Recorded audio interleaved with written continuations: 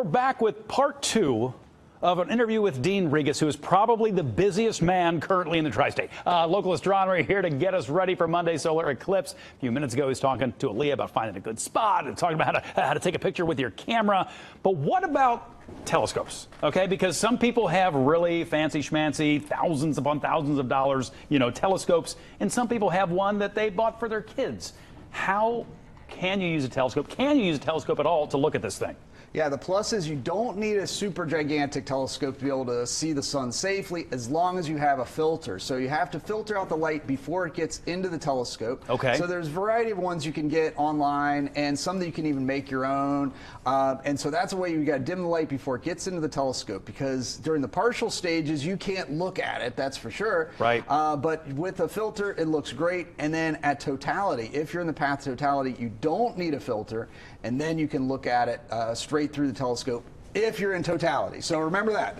And when you're in totality and you can take the filter away or you can take the glasses off, that's when you might see, and forgive me, I forget what they're called, almost like little wispy, like almost flame things kind of coming off the sun that you can kind of see around the edges of the moon, right? Absolutely. That's the only time you can see the corona of the sun. So that's the outer atmosphere of the sun that you see in those pictures that are kind of extending away from the black hole that is the moon in front of the sun. It is breathtaking to see, and so that's why, it's one of those things, you gotta go out and see this if you can. It's so close to Cincinnati, and I've seen this 2 times. It is mind-blowing how cool it is. Well, and we got into this last time you were here, but I think it's worth mentioning again for anyone who didn't see that interview or catch up with it online, because there is the radical difference between being just outside the path of totality and being in it is a huge difference. Talk to me about that. Oh yeah, I mean, if you're at a partial eclipse, it is pretty cool, and at 99% it's going to get a little darker out there. You're going to see some of the effects, but you're not going to get the full effect of seeing the corona, the weird color that the sky turns, the coolness of the atmosphere goes down.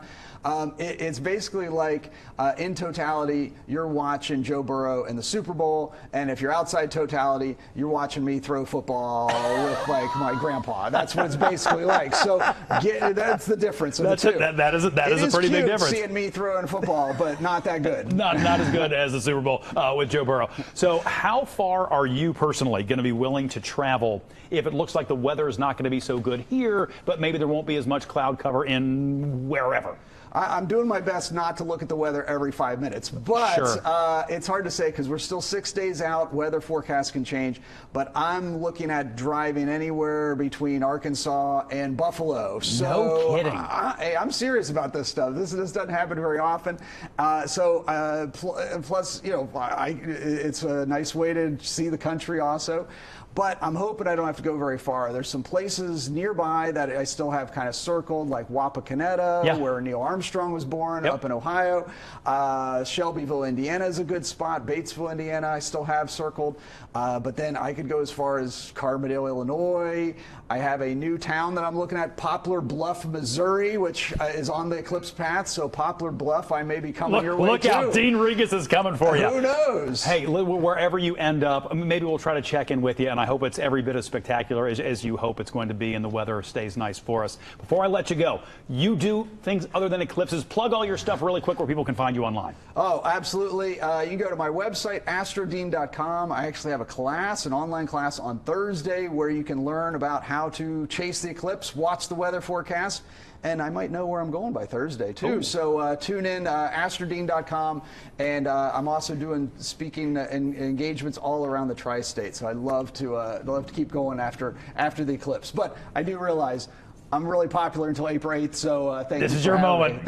Keep on shining, brother. All right, it's 9:28. We'll be right back. You can always get local stories right here on YouTube, but go ahead and hit that subscribe button to get notifications to stay in the know.